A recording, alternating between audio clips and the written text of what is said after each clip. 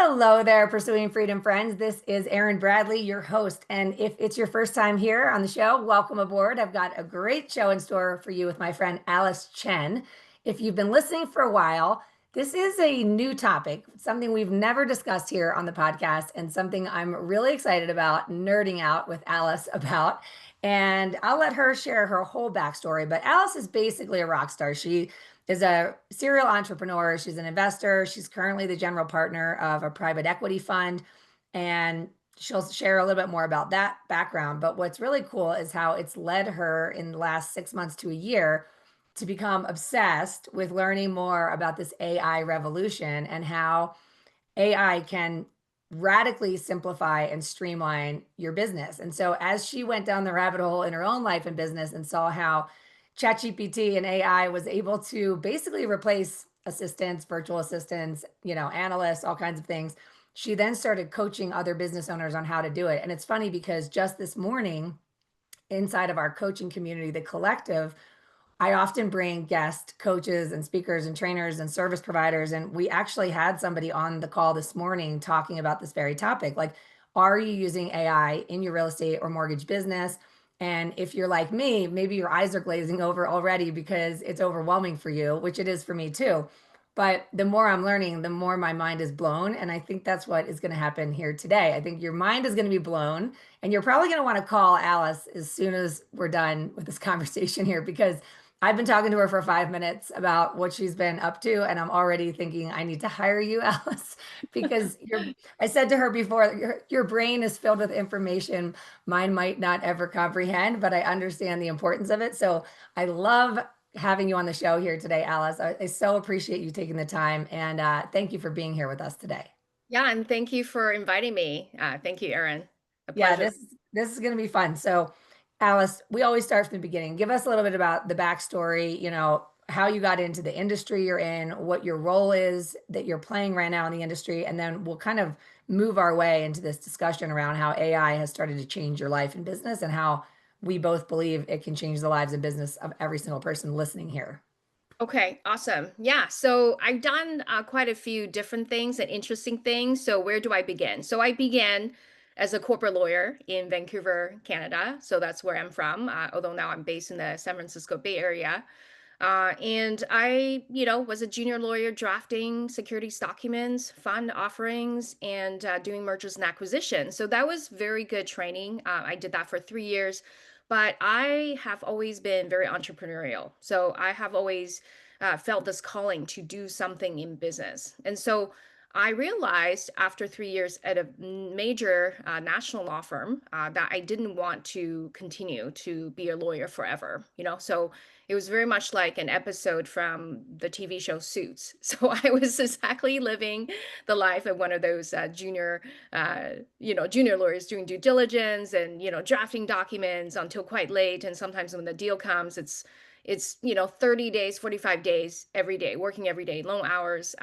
But that taught me that I really enjoy deal making and I love transactions. So um, I then left the legal practice 3 years into it because I then wanted to start my first business. And I'm a very passion driven entrepreneur. So typically I go where my passion takes me. And you mentioned AI. So I'm super obsessed with AI right now, and obsession is the right word. And I'll talk more about that. But about 16 years ago, I was obsessed with wine, believe it or not. So being, in Vancouver, we have a region called the Okanagan. So it's basically the Napa of Canada. So I was super geeked out on wine appreciation. I actually went through 3 levels of the wine appreciation course. That's internationally certified. And at the time, I wanted to create a business that required me to travel. I'm a huge traveler that required me to actually taste wine and required me to, um, you know, exercise my skills that I acquired from practicing law. So negotiating, pitching, selling, and I have this love for wanting to connect. Uh, the two markets together, right? So the market of wine producers in British Columbia, where I grew up, and as well as a market in Asia. So my family is from Taiwan and I speak Mandarin, but at the time, 16 years ago, I felt like I was disconnected with my language and culture. So I wanted to kind of fuse all those elements together. And I created a business that exported Canadian wine to the Greater China region. So within 3 years, because I was pursuing my passion and very on point with the timing of everything, I would say that's one of my superpowers is knowing when to work on what. So within 3 years of founding this business, my export agency exported about 16% of the national dollar export of Canadian wine to China. So that cemented me as a legit business person. So I was named a business of Vancouver, top 40 under 40 in 2013. And from there, I went back into mergers and acquisitions. I started a boutique advisory firm, and that was a success as well. And it got acquired by PricewaterhouseCoopers, an accounting firm in Vancouver. And so I went there and then, met up with the people running the family office practice. And then that parlayed into us leaving the mothership and starting multifamily office, working in finance, working with investing, with funds, fund formations. I had also amassed some personal capital throughout the process. So I started to invest passively. So I'm not someone that likes to do tenants, toilets, renovations, and things like that. So I quickly sort of basically hone my skills in investments, and then as well as actually meeting my mentor James, who is now my business partner in this fund that we have. He's the other GP. We're 50-50 GP. And so he was starting his first fund about 12 years ago. So he had seen me mention on newspaper, business news publications in Canada a couple times, and locally in Vancouver. So contacted me through LinkedIn, and then we met, and I said, "Hey, I would love to learn everything about private equity." Right? It's a buzzword. Sounds really badass. Sounds complicated. I know nothing about it, even though I was already, practicing lawyer. I learned, a lot about corporate finance in law school, but really the schooling doesn't really teach you kind of some of the practical stuff. So I said, well, teach me everything about it. I'd love to learn everything. And so I became an early investor in his fund 12 years ago, did really well, went on to help raise funds for him. And then went on to actually branch out to study under other fund managers, the best fund managers in Canada, and then became a fund of funds manager myself, aggregating the best real estate funds in Canada. And so that kind of began my path as a professional investor. And so all the way, taking everything I've done in terms of founding businesses as well as professionally investing, that took me to today, where I run a private equity fund focused on land development thesis. So that's kind of the last 16 years in a nutshell. Okay, so talk us through this land development. So you are raising capital. If someone is listening and they want to invest passively, and maybe someone's listening doesn't even know much about private equity or syndication, can give us the kindergarten blueprint of what it looks like to work with you, to invest in you, and the types of investments that you're specializing in with the land. Yes, for sure. Yeah. So I want to go over some of the basic terminologies because sometimes I find that when you're looking at entering into a realm or entering into even just learning the knowledge of a realm, what is typically kind of the most difficult thing is just learning the terminology. But once you kind of pick up on the terminology, it's kind of like learning a new language that it's not so hard. It's actually a pretty simple concept. So I'm sure your audience, everyone is from the real estate realm. So everyone's quite familiar with real estate investing. And there's active investing and then there's passive investing. So active investing would be, flipping, for example, wholesaling. You could be managing short-term portfolio. You could be buying, rehabbing, and then selling the house. There's so many different ways to make money in real estate, but there's also the different bucket, which is investing passively. So what does that mean? That means becoming an investor. Typically, we call that role of LP, limited partner. So LP is probably something that everyone's heard of. So if you're LP in a real estate syndication, it means that you're passively invested into one project. So real estate syndication, typically it's a singular asset. Could be an apartment building, could be Could be some sort of development project, could be anything, but you're an LP because you're passively invested, and you're relying on the GP, the general partner, who is doing that work.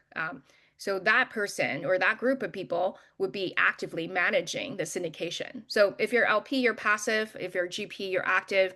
So the difference between real estate syndication and a private equity fund or real estate fund is that a fund typically is a singular thesis typically. And within that thesis, you'll have multiple projects. So the great thing about a fund versus a syndication is that you have the diversification, even though you have the benefit of investing into a concentration of a thesis.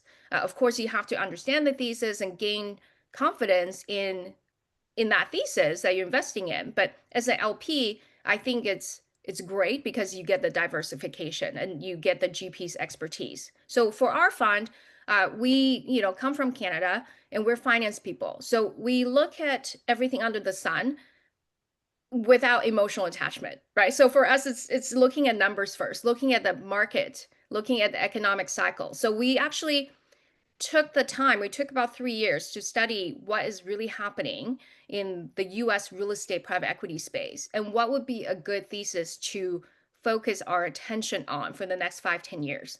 And the reason why we do that is because as a private equity firm, when we invest into a thesis, it's all of our bandwidth, all of our resources and time and energy. So we don't want to work on something that is a very fleeting problem that kind of is here today but is gone tomorrow.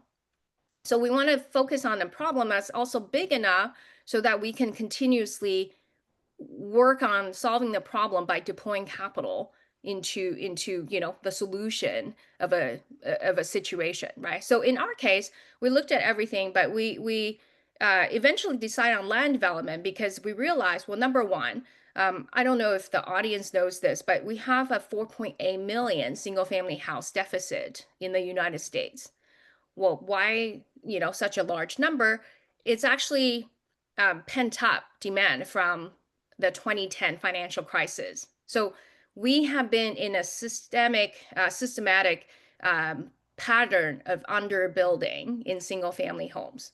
And when you think about single family homes, the need for those, it's not just people having babies and setting up new families. It could be because of the demographic shifts. People are needing multiple households, so maybe parents downsizing and then their children are setting up their own households. Could be people splitting up, needing separate households. It's a variety of reasons. And there's also kind of a trend towards BTR, build to rent. So worker housing around, whether it's a data center or could be a factory of some sort, or even just like a metropolitan area that houses a lot of the labor force. But all these people need to have homes where, their children can go to a nearby elementary school, junior high school, or there's amenities, community center amenities, or other type of amenities, right? So 4.8 million deficit. Okay, so that's the problem.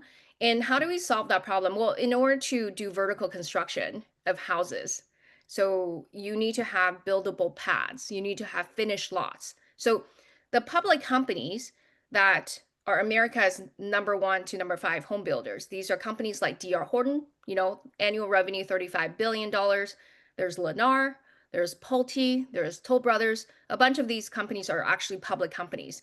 And as a public company, the ownership of land, believe it or not, it shows up as a liability on their balance sheet. So they do not like to hold a lot of land because it's not good for financial ratios, not good for stock pricing. So they typically outsource the work to a third party company. So we, as a fund, we're finance people, James and I, we take the time, we identify the best in class land developers in the country that do the work of land development, whether it's land entitlement or it's post entitlement horizontal development. So horizontal development refers to putting roads and infrastructure, water, sewage onto an entitled piece of land. So once you have the buildable lots, then the national home builders that I mentioned can then come in and start building the houses. But before then, they got to have the land prepped into finished lots. So that process works like this. So let's say our operating partner in horizontal development typically they typically will get a phone call from one of these top home builders. So DR Horton could say, "Hey, we would like to build 1,000 homes here, and create a master plan community here." And a lot of this is happening in a lot of Sunbelt states and other states as well, but a lot of momentum in the Sunbelt states. So then they will say, okay, well, we want to build 1,000 homes here. Can you buy this entitled piece of land from us at $30,000 per lot? Let's just say it's a hypothetical number.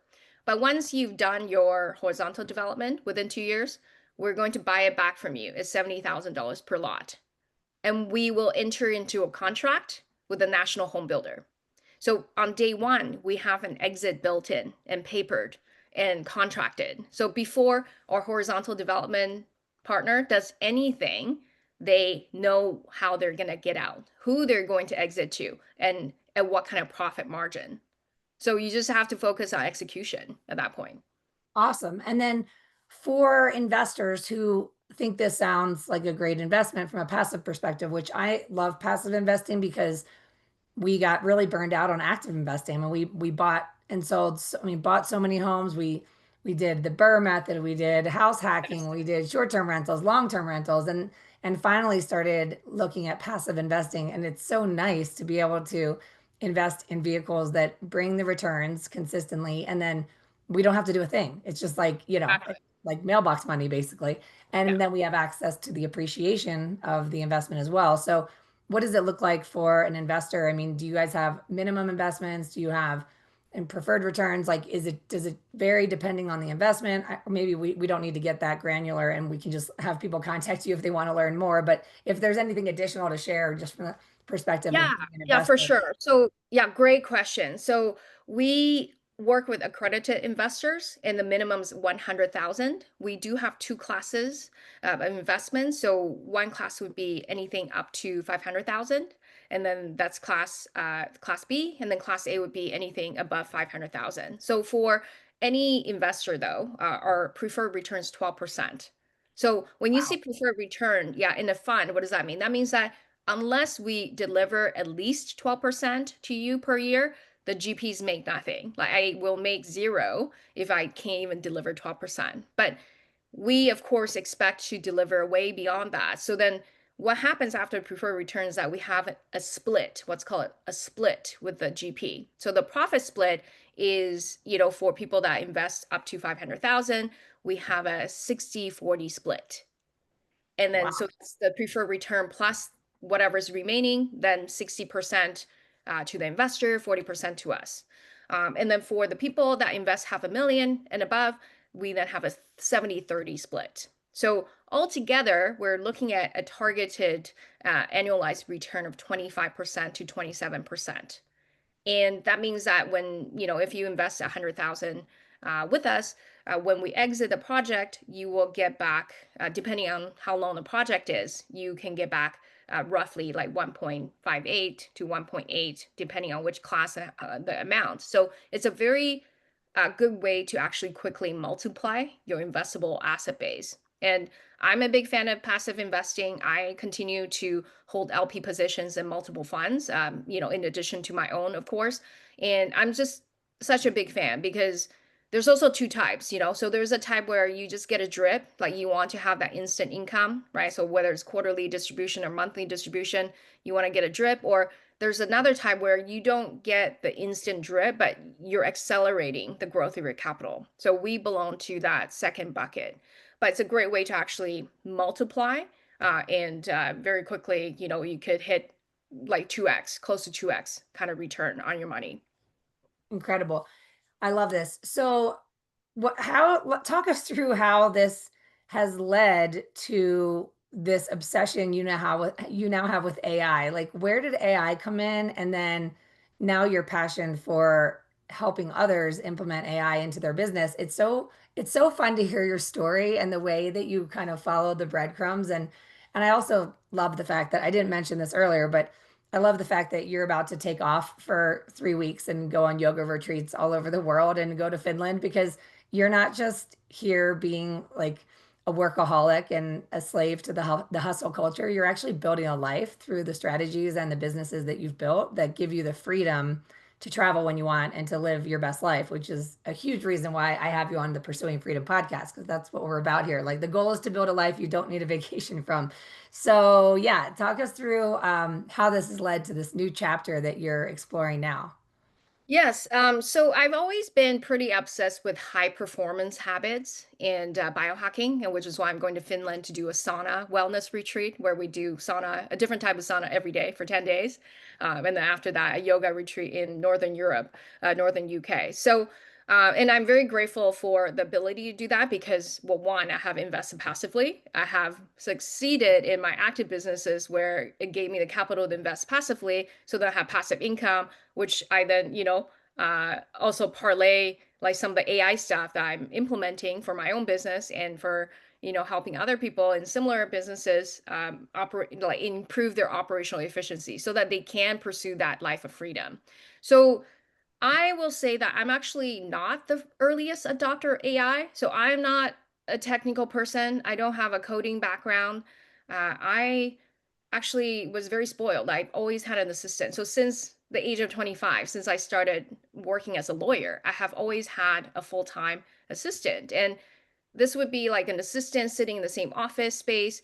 And then, in the more recent years, because of COVID, then it kind of migrated to more remote EA or remote VAs. I have teams of VAs and remote vendors and, people that help me with different things. But I gravitated towards AI because, well, one, I know that AI is happening. So whether I acknowledge it or not, whether I lean in or not, it's happening. And I don't want to miss the train because this is not just a train, it's actually a rocket ship. What like once you miss it, it's like missing the internet or missing the email, missing social media. It's like it reminded me of kind of circa 1990s, 1993, early 1990s, where internet became a thing, but then seeing, our grandparents kind of struggle to understand what's this thing about internet. So it feels a little bit like that right now, whereas there's going to be a very real AI divide. And so I would say if you're feeling like, oh my God, I'm so overwhelmed and I don't know what's happening with AI,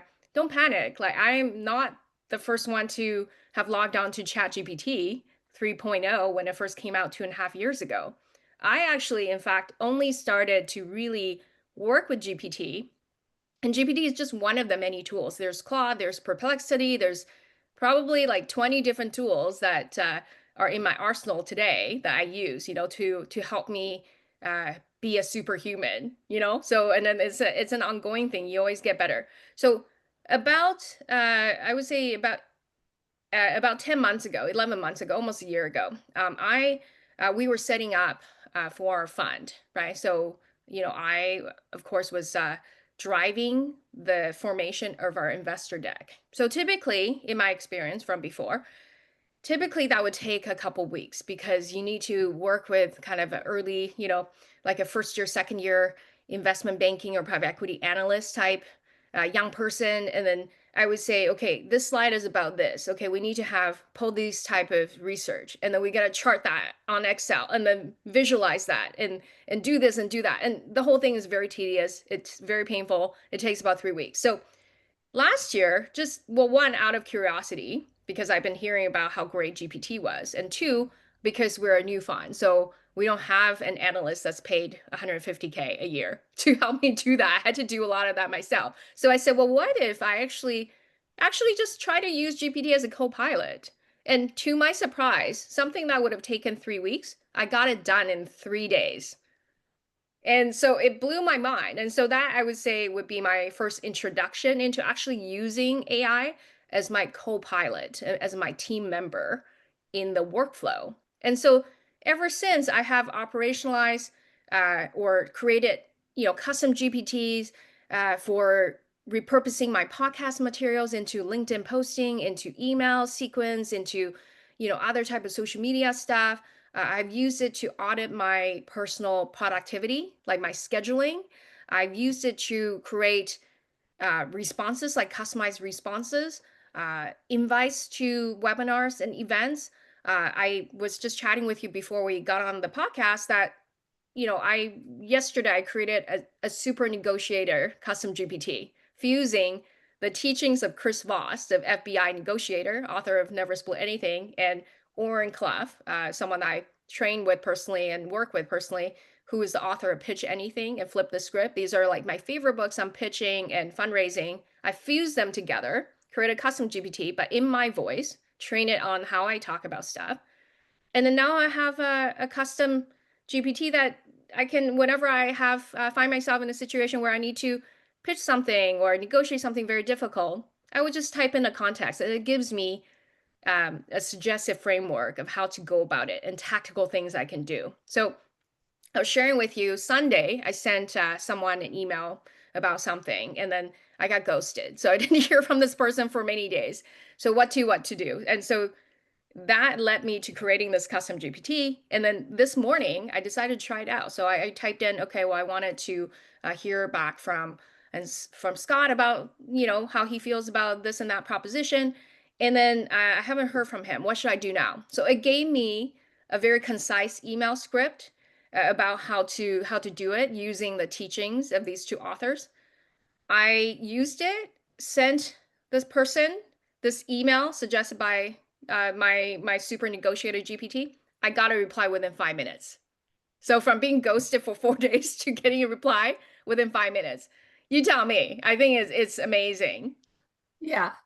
So where are you seeing the operational inefficiencies where GPT can come in and start to like plug those gaps when it comes to, let's just say like an independent contractor, even like a real estate agent or, a solopreneur, right? Who's trying to do everything themselves. Where are some of the first places that you've seen AI come in and like just blow your mind and make everything easier?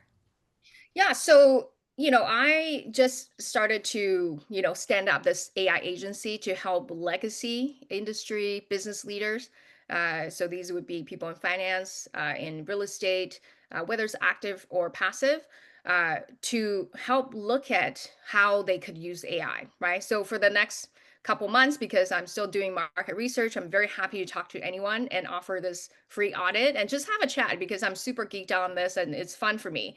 And we would do a very customized format. It would just be a conversation about, okay, well, what are the things that are highest the best of your use that only you can do? And what are the things that you're doing repetitively that you shouldn't be doing, or that your team is doing but not doing a very good job, or that you wish that you had a VA that could do this, right? So imagine we just figure it out, we customize the workflows for you, we set it up once, and then it works for you 24/7.